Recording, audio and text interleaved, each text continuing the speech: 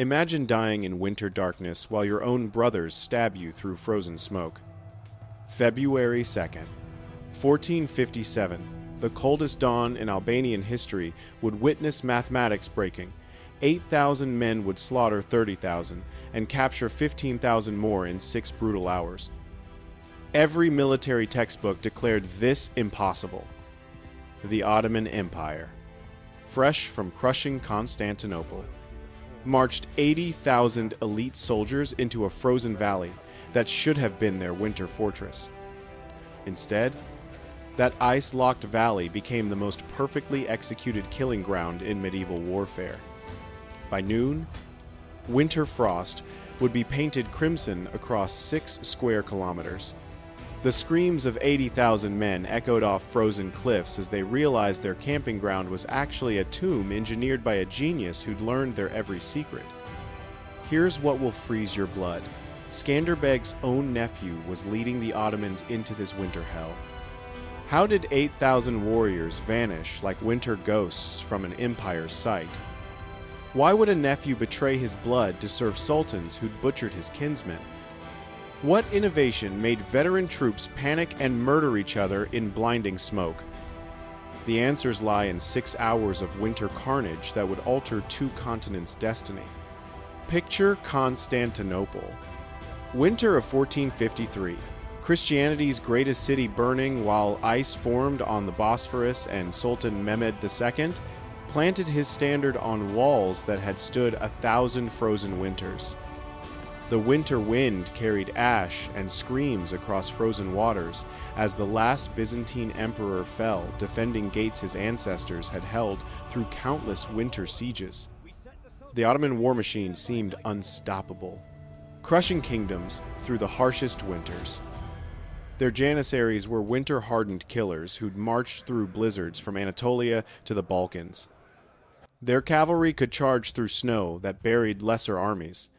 Their cannons cracked fortress walls even when ice froze the gunpowder. Then there was Skanderbeg. George Castrioti wasn't just another mountain warlord. He'd been raised in Ottoman courts as a winter hostage, trained by their deadliest generals during frozen campaigns, groomed to become their perfect weapon. He spoke Turkish like a native, understood their winter tactics, knew how they thought when frost bit deep. In 1443, he turned that winter-forged knowledge against them like a frozen blade. For 14 brutal winters, he'd bloodied their armies from mountain strongholds, where winter itself became his ally. But empires don't forgive such humiliation. The Ottomans assembled their largest winter invasion force, and they possessed a weapon that should have guaranteed victory. Hamza Castrioti, Skanderbeg's own nephew who'd chosen empire over frozen Albanian blood. Hamza knew every frozen mountain path, every ice-locked water source, every winter ambush point his uncle might use. He'd grown up in these winter mountains before Ottoman gold seduced him from his freezing homeland.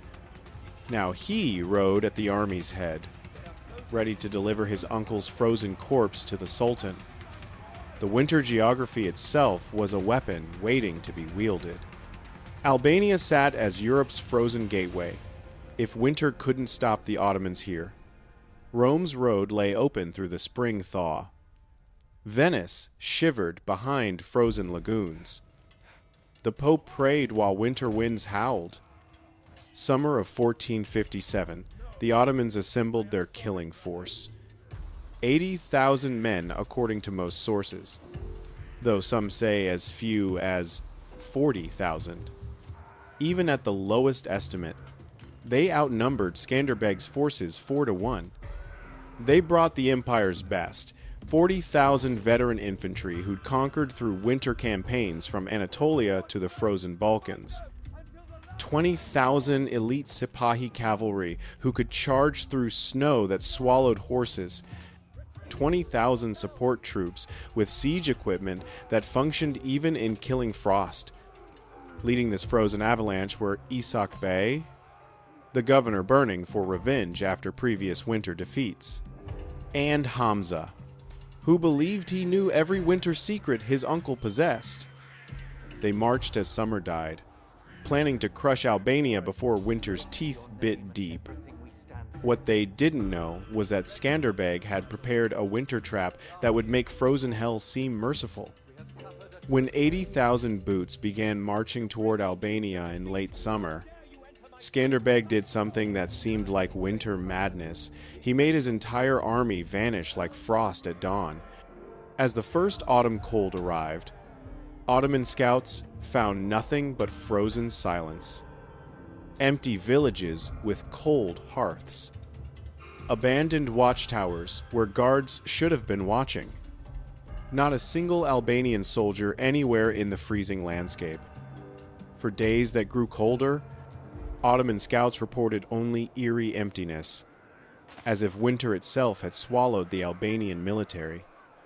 Hamza assured his Ottoman commanders this was typical uncle behavior, retreat to highland fortresses before winter's arrival.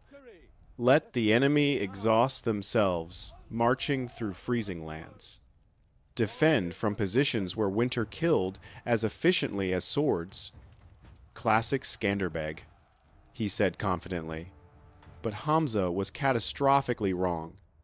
While Ottomans marched confidently through seemingly frozen wastelands, 8,000 Albanian warriors were moving like winter wolves through paths only mountain-born men knew existed. They traveled in complete darkness as autumn nights grew longer and colder. Small groups taking routes so treacherous that horses' hooves would slip on ice-slicked stone by day. They melted into caves where winter wind howled, and forests so thick that frost formed patterns on hidden faces. Not a single fire betrayed their frozen positions. Not one reflection of armor in weak winter sunlight gave away their ice-locked movements. They were preparing something the military world had never conceived, a winter trap so perfect that trained soldiers would panic like children lost in blizzards.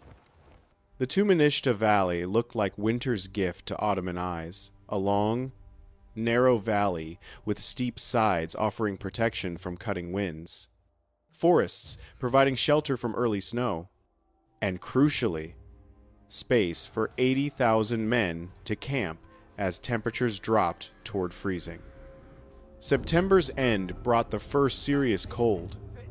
Ottoman commanders saw perfect winter camping ground. 3 sides naturally protected. Water source before it froze solid. Room for their massive army to rest before winter made mountain warfare impossible. What the Ottomans didn't see was that Skanderbeg had already identified this valley as a natural frozen tomb, waiting for bodies that would never thaw. That night, as 80,000 Ottoman soldiers made camp under stars that promised killing frost, death was already surrounding them on 3 sides.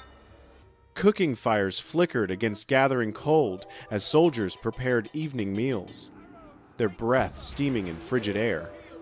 Turkish and Arabic conversations mixed with nervous laughter, men who sensed winter's approach and wanted walls around them soon.